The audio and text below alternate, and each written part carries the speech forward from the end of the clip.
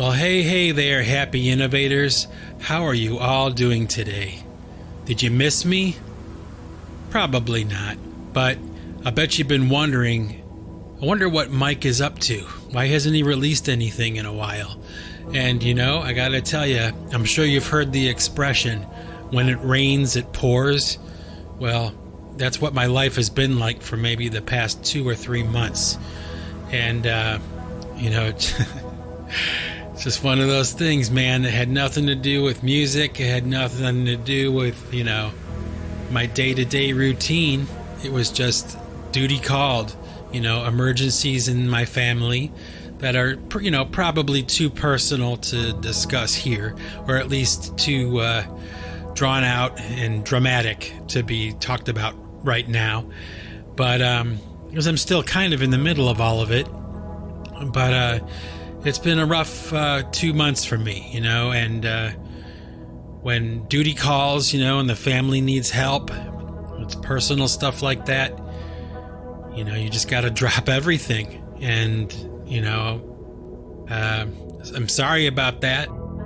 If you're a fan and you were counting on getting some new stuff from me, regularly like I normally do, I apologize for that, but it's one of those things I had no control over, and still can't believe some of it. And I'm sure when I tell the story of what life has been like for me for the past couple months, you guys will be shocked to hear that I'm still releasing anything at all. I found time to do anything at all, but enough with that. I wanted to talk today about a couple of things because it's been so long since I've done a podcast. And, I got myself a nice hot cup of coffee here. I'm going to take a sip. I suggest that if you don't have a coffee right now, maybe you can go grab yourself one and, come back and join us. And I'm going to take a sip of my coffee in the meantime. So hang on. Oh, man. I really needed that. Hang on, I'm going to take another one.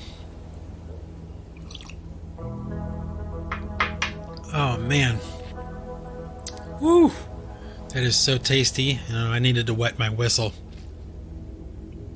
Anyway, so I wanted to tell you, I've stumbled across this artist. Okay, now, I want to tell you, I don't talk about this kind of stuff lightly or easily. Like, I don't say these words about anybody easily, okay? But I think that I have discovered a guitar player that will shape the next generation of guitar players. In the back of my mind, like all the time, I kind of wonder to myself, about the future of music, and like who will be the person that comes along that really kind of changes it, the landscape for not just some musicians or some artists, but many of them. Somebody like John Bonham on drums, or Jimmy Page on guitar, or Eddie Van Halen, or Neil Peart from Rush, or, these artists that came along and kind of reinvented how the approach to that instrument would be taken from that point forward, And the list is long. You got, Jimi Hendrix, right? Maybe Eric Clapton for some. There's just so many. There are so many, And like I said, I wonder about it. I think about it. Like, where is that kid, right now that's going to, in the future, emerge on the world scene and kind of like change everything, right? Well, I think I have found one of those guitar players, and his name, I'm not sure if I'm pronouncing this right, okay? So I think his name is pronounced Ichika Nito. He's Japanese, okay? Younger guy, very young. And I stumbled across him by accident. And I gotta tell you, I was so stunned by what I saw when I watched just one video from this guy. I watched about 15 of his videos, and they're kind of like marketing him like he's a YouTuber, like a do-it-yourselfer, and he just got lucky, with hard work and talent, but that's kind of like bullshit. That's how it's done now. They say that kind of thing, and the record company will. So he appears to be, emerging from the unknown, and just by luck and sweat, he's getting notoriety.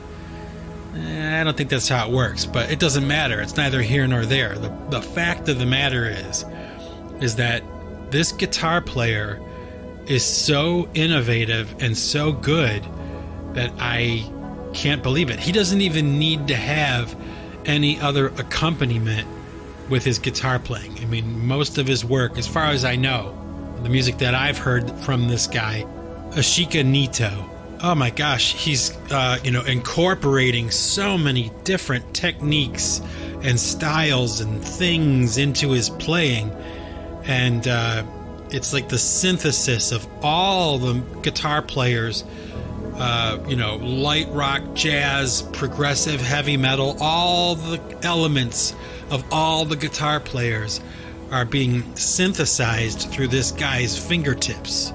Okay? And like I said, I don't say this kind of thing lightly. I'm going to put a couple of his videos down below in the description for this podcast so you can judge for yourself. Okay? But I'll tell you, I watched just a few seconds of this guy playing, and I thought, as I'm watching him, I thought, I see some Paul Gilbert in his playing. I see Yngwie Malmsteen in his playing. I see Eddie Van Halen in his playing. I see even some like flamenco style guitar playing.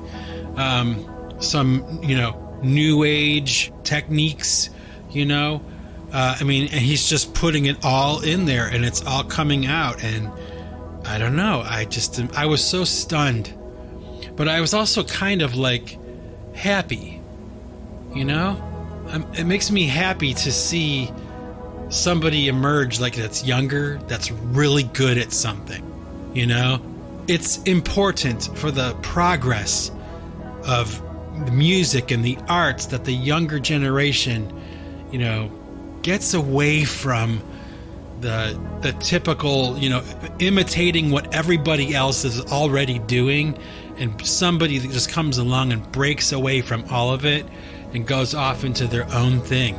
And they have this one video of this guy playing guitar at this conference called the NAMM conference, which is like an opportunity for all the musical equipment companies to showcase their different, new equipment, the new models of everything, and they have a convention, and I believe it's in Las Vegas, and the convention capital of the world, and the people come, musicians come, studio engineers come, factory workers that work in the guitar factories, they'll come, everybody's there, and it's like a celebration of new equipment, right? Well, this Ichika Nito guy was invited to play for Ibanez at the NAMM conference, and his crowd was so big around the booth for Ibanez that they had to stop the show. Just everybody apparently had heard of him. The word was getting out. He's been around for a little while, probably about 4 years, and I didn't realize that this guy even existed until a week and a half ago, But the good thing about me is that it doesn't take much for me to get it real quick that what we're watching is something that really kind of has not been done before, the way that it's being done by this guy. And dollars to donuts, I'll put money down on this. You're going to see so many people imitating what this guy is doing. it's like, back in the 80s when Eddie Van Halen, or the late 70s when Eddie Van Halen emerged onto the scene, and instantaneously everybody knew that they had never heard anything like this before. And it was only a matter of months before there were so many cookie cutter Eddie Van Halen copies, these gunslinger guitar players of the hair metal era that kind of just stood on his shoulders and, yeah, they were good in their own right, but come on, let's not kid ourselves. Nobody was doing it like him, or maybe Randy Rhoads, Well, folks, I'm here to tell you, if you believe anything I have ever said, if what I say has any credence to you whatsoever, trust me, Ichika Nito is the future of guitar, in my opinion. He will be the hallmark, milestone player of his generation. And not to say that there's not somebody else coming up right behind him, or a couple years from now or whatever, that'll just blow this guy out of the water. But let me tell you, I've seen the future of guitar, and it's this guy, Ichika Nito. Do yourself a favor, check him out, folks. It's the real deal. Now, I also wanted to tell you that by accident, I stumbled across this video by the group called Busch from back in the 90s. Do you remember them? They had a couple of hits. Gavin Rossdale was married to Gwen Stefani for a while. And, they were okay. I didn't really like Busch too much. They had that one song I liked. It was, I don't want to come back down from this cloud, taking me all this time to find out what I need. Like, that was okay. It's all right, but the rest of their stuff, not so much. Not for me. But the other day, by accident, just by happenstance, I happened to stumble across a newer song by this group, Busch. And it's not brand new. It's maybe a couple years old or something, but oh my gosh, this song was so good. I couldn't believe that it was them. And I don't know, I guess it was good enough for me to think about even mentioning it in a podcast. The song was called Bullet Holes, and I'll leave a link to it down below, like I'm leaving with the other guy, that Ichika Nito. I'll let you hear some Busch too. You can tell me what you think, maybe. I think the song is great. I mean, it's great. The recording, the production, the lyrics, everything, the drums, everything sounds so good in this song. And so I figured I would mention that too and share that with you here. So you can let me know what you think if you want, if you have the time and the inclination to, let me know in the comments or something. You don't have to, because I don't really care. But if you want to, I appreciate it, okay? So anyway, what else did I want to talk about today? I have a couple of things that are on my list. There was this situation that I became aware of maybe about a month or two ago, where there was this Amish farmer somewhere in America. I believe he was in Florida maybe, or something like that, or Texas or something. I forget where. I should know, and I don't. I'm sorry. But the point is that this Amish guy, had a butchering operation that he ran. He would kind of raise cattle naturally and wholesome, nutritious, raising of cattle, no steroids or chemicals or anything like that. And he would butcher his cows and he would sell them to people in his community. And apparently there was some kind of problem with that from the federal government, and they wanted to shut this guy down because he was selling this butchered meat to people that hadn't been FDA approved or something like that. And I just thought that was really odd, I thought to myself, like, why would they be cracking down on a guy like that who's just selling to people in his community, and they're not getting sick or anything. No one's dying from eating his food that he's selling to them. They're just, there's a lot of people that do that. in America. I mean, I participate in that too. You know, I buy local vegetables and meat and things like that whenever I can. And, you know, because it's kind of expensive and, you know, sometimes it's too expensive. But whenever I can participate in anything like that, I think it's fantastic. I mean, have you ever had a garden fresh onion or garden fresh lettuce or, you know, farm raised, grain fed, you know, chicken and, you know, beef and pork, all that stuff? You know, it's a completely different experience than anything you'd get out of a grocery store. And don't get me wrong, you know, grocery stores serve their purpose. They're great, especially in the United States, man. It's like anything you could ever want, you can get at the grocery store. But it's really great sometimes to find an alternative route and to, you know, have a steak or, you know, a burger or beef or corn or potatoes, anything that was just grown locally, you know, and you can go down the road to the guy on the side of the road and get the thing you want. You know, it's a different experience. And I found it really kind of, well, stupid and shocking that they're, you know, starting to crack down on that now. You know, like that's a problem. Why is that a problem? That doesn't make any sense to me.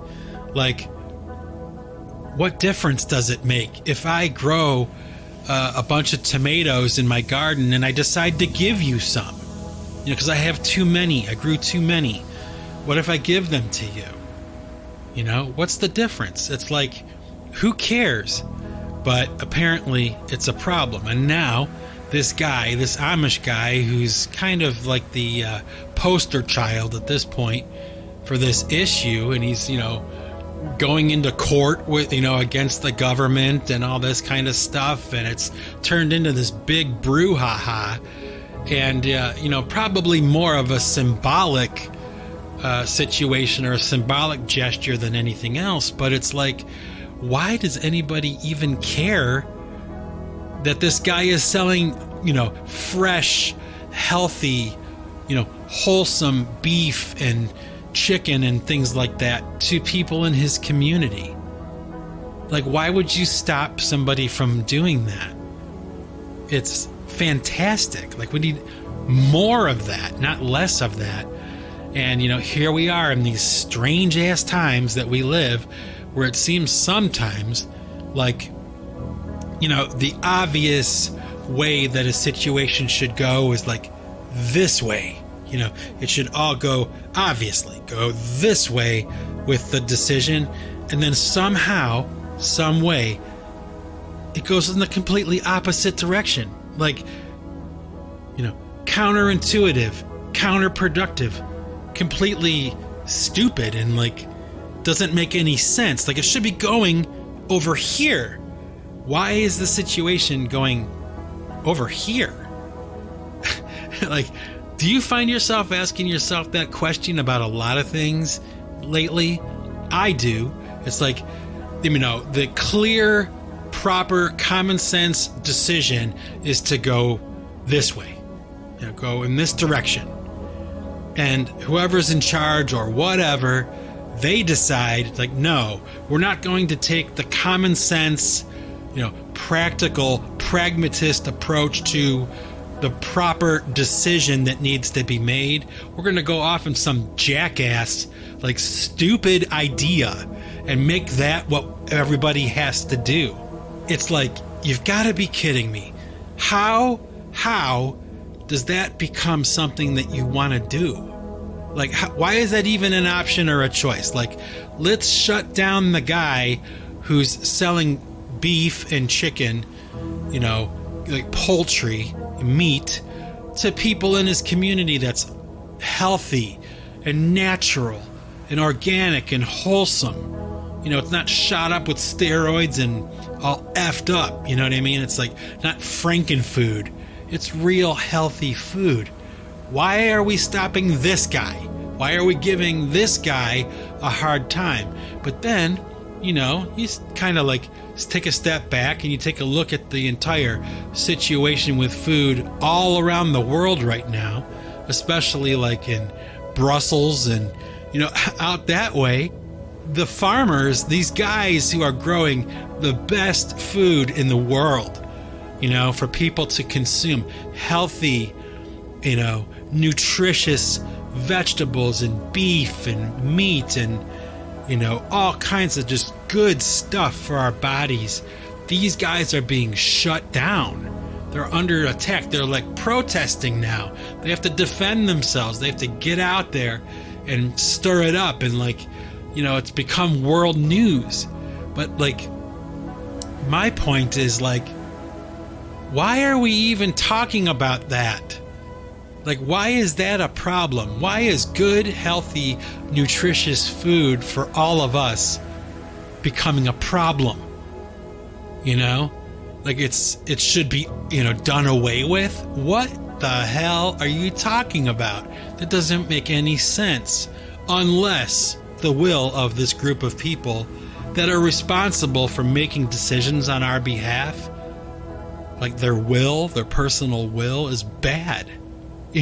That's the only conclusion that I can come to is why would you get in the way? Why would you impede the progress and the production of somebody who's providing for, not massive groups of people, but smaller groups of people in their community with the opportunity to eat really good, non-GMO, healthy food? And I guess asking the question, it answers it as I ask it. Of course, there must be some, faction or some group of people that don't want us to eat good and healthy food. I mean, that's a conclusion you can come to, but if that's the case, why would they want us to not have access to nutrient-dense food? Isn't that weird? And I know as I'm saying this, there's got to be people that are listening to this that are asking the same question. It doesn't make any sense. The thing that's obviously best for all of us is the thing we're going to make illegal. That doesn't make any sense. That doesn't make any sense unless their will is bad. The will is so bad that they don't want you to be healthy, and they don't want me to be healthy, and they don't want us to have access to farm fresh, nutritious food. The basic thing you need to survive, right? They want us to all kind of rely on what? Something else, I don't know. I don't know what they want us to rely on, but I do know that this Amish guy that I'm talking about in this situation is really kind of just one example. And I have a feeling, like I said, he's like the poster child. This is kind of like the test case. And I would propose that we all of us who are listening to this, check out this situation. I'll leave a link for it down below in the description for this podcast, underneath the links to those videos that I talked to you about. And we can check it out. You can see for yourself, and maybe you'll want to get involved too, because I think that it could be, in my opinion, much more significant and much more important than we really truly realize at this time. So the link will be down below. Check it out and let me know what you think. All right? Anyway, so what did you all think about that Mike TV thing? That idea that I was trying?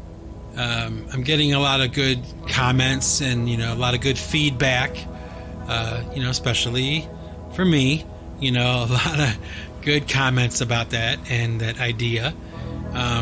It's not part of the Singularity Podcast.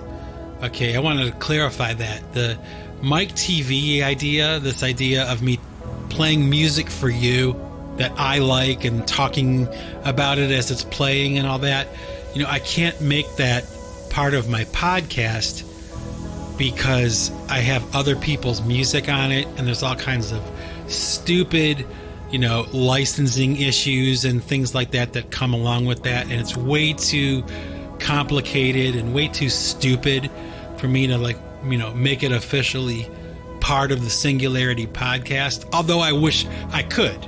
Okay, I wish everybody was a Creative Commons artist like me, and I could use music for free and just tell you what I like. But that's unfortunately not the world we live in. Okay, so I had to make it separate. Okay, and it will remain a separate thing. So just to kind of prevent any kind of confusion about that, Mike TV is not part of the Singularity Podcast. So if you're interested in checking out Mike TV, it has its own playlist. It's not part of this podcast, although it's very similar in its structure and the footage and the sounds and things.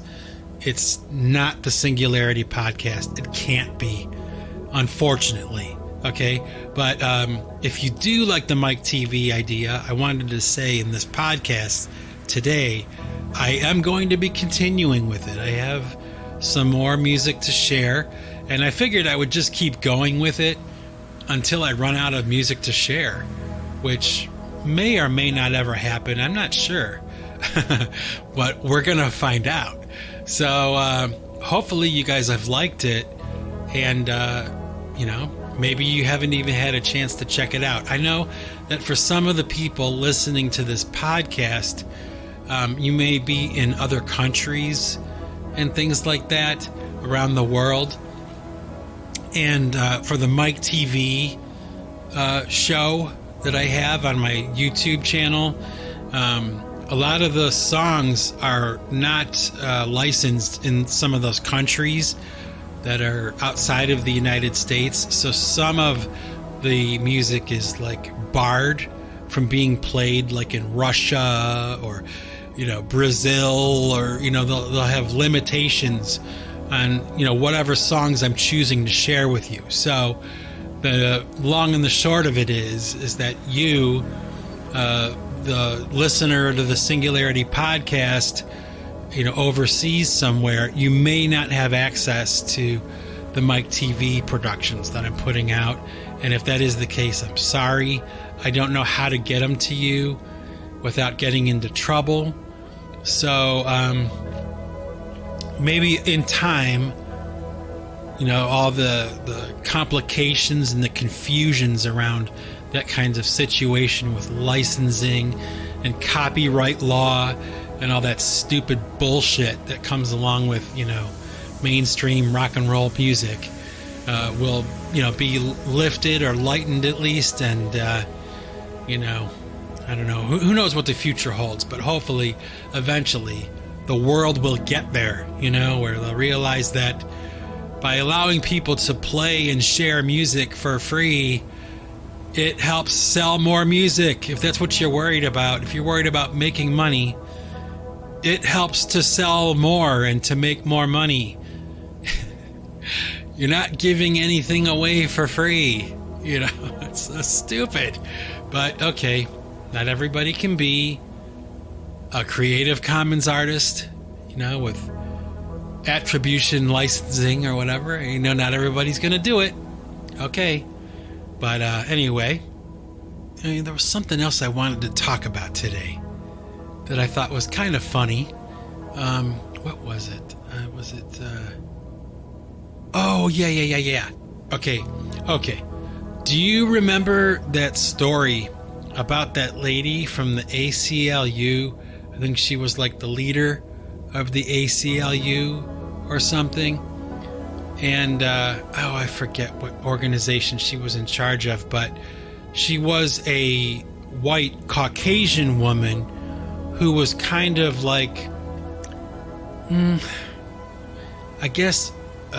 identifying as a black person. She had dyed her hair. She had kind of darkened her skin to seem maybe more African American, that kind of thing.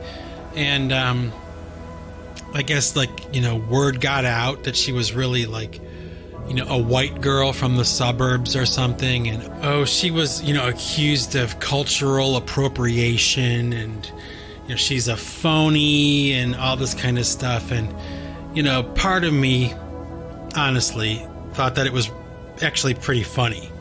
And part of me was, embarrassed, on her behalf, embarrassed for her. Because, oh my gosh, she just got lambasted, and, it was just, I just felt bad for her, and I thought about it, I'm like, oh, how strange, and the world is such a weird place, and people do stuff like that, and, maybe she's a little nutty, or she's a little weird, and, what's that all about? Those kinds of things. But then I thought about it some more. And I thought, a lot of the time, especially in the times we live in, you hear a lot of talk about people identifying as something, and if you don't recognize what they're identifying as, you might get into trouble because they're identifying as this.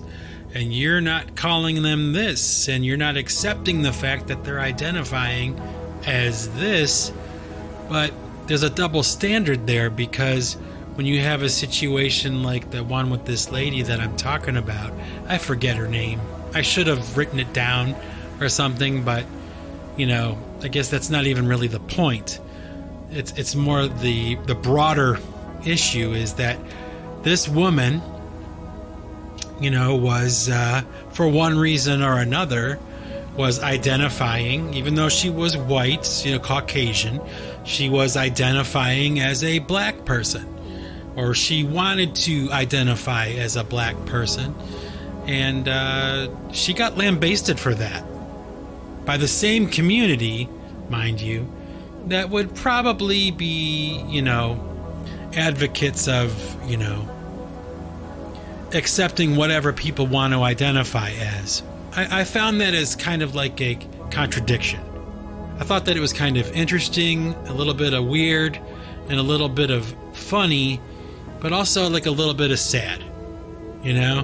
That this woman's life was, destroyed because she wanted to kind of identify as a person of color, black, and that's not acceptable. Okay, but what about everybody else that's identifying as whatever they want to identify as? That doesn't make any sense, does it? Which is it? Are you allowed to identify as whatever you want to be, or is it only within certain parameters? And if so, what are those parameters? I'm not quite sure. And I'm not even trying to be controversial with this. It's just a simple, basic question. Where is the line drawn? If this woman wanted to identify, this way, why is that unacceptable? But if this person over here wants to identify as another gender or another, whatever it is, whatever they want to identify as, that's acceptable. I don't know. Which is it? Is it acceptable or not acceptable? Are we free to identify as whatever we want to identify as? Or is it limited by who and by what? I don't know. I doubt there's anybody who could even really answer that question. But I think it's something worth thinking about, at least a little bit. And maybe, having a little bit of sympathy for this lady who just got raked over the coals for whatever, It's the world we live in, man. It's crazy stuff going on. But anyway, that's neither here nor there. I probably should omit this whole section from this podcast, but brevity is the essence of wit. So we'll see how it goes. I doubt that there's really that many people who care enough or even listening to this to have it even matter. I was watching the other night a a commentary from a YouTuber about a recent episode of the Joe Rogan Experience, where he was interviewing Jan Wenner, the guy who's the head of Rolling Stone magazine. And he was talking about this conversation between Joe Rogan and Jan Wenner, and how he felt, this commentator felt, that Jan Wenner had entered this discussion with Joe Rogan with no real sense of like humility, you know, that he had his beliefs and the things that he believed in. He wasn't going to change his mind. No one was going to change the way he thought. And the point of this commentary was that maybe the conversation between Joe Rogan and Jan Wenner would have been better if both men are prepared to have their mind changed. You know, a sense of humility, like the ability to be talked out of your idea, you know? And I thought about that. I'm like, you know, that's actually not an entirely bad way of looking at things. Like, maybe all of us should have more humility. Like, rather than walking through the world thinking that we know everything and that everything we believe is correct and truthful and accurate, you know, factual, maybe we should all walk around with a little bit more humility. Now, I talked about in my podcast, the Wilderness album description, I talked about singing about this idea of the sword of humility, you know, how it cuts through a lot of bullshit. You know, if you can enter into a situation with a humble heart, a humble spirit, you kind of get to the facts and you get down to the nitty gritty a lot faster than, you know, if you're full of shit and you think that you know everything and nobody knows as much as you do. And if you think that, you know, your information is correct and everybody else's is wrong, you know, it's no way to go through life. Everybody who's lived life long enough knows that that's not reality, that you need to be open-minded sometimes and you need to be prepared to be talked out of your idea by somebody who presents you with more factual information, you know? And, I wanted to end this podcast today on that point. That, you know, maybe that's something that we've lost, you know, in these crazy, screwed up, highly sensationalized, highly politicized times. That maybe all of us, every single one of us that's listening to this podcast or to any other podcast from here on in, maybe all of us should take an approach to the world that has a little bit more humility, you know, and a little bit more, I don't know, what would be the word? Contrition, you know, in our hearts, you know, giving the other the benefit of the doubt. Is that even possible? I'm probably the only person I can think of who would even say something like that, you know, but I'm going to leave this podcast here today on that thought. And, I won't make any promises about future podcasts right now because, like I mentioned at the beginning of this one, you know, I'm still kind of in the throes of a pretty major, pretty serious time in my life with my family. And, it's very personal and way too convoluted to get into here, at least at this time. But I will be getting a podcast to you as quickly as I can, and I will say this, that I do have 3 more album descriptions coming down the pike pretty soon. I got one for the Pipewire PC1 Escons. I've got one for The Last Major Sin from Pipe Choir, and The Wrench in the Rubicon from Pipe Choir. I have a bunch of stuff coming, so as soon as I get this stuff put away with my family and get back to some sense of normality in my life, you'll be hearing more from me. But be patient. I'm not going anywhere. I'm not quitting. I'm not stopping. My happy innovators. It's not going to happen. I will be doing something like this, or making a song, or doing a thing up until the day I die. I'm never going to stop. So even though there might be some gaps in between some of my production and things that I release, rest assured, if you're a fan, I'm not quitting, I'm not retiring, I'm not stopping. I'm just, reaching a point where the things in my life, in the periphery, need to be addressed. And sometimes I just need to kind of drop everything and take care of business. I'm sure you can understand. So with that, my happy innovators, until next time, remember, folks, if you want to keep what you've got to give it away. Take it easy.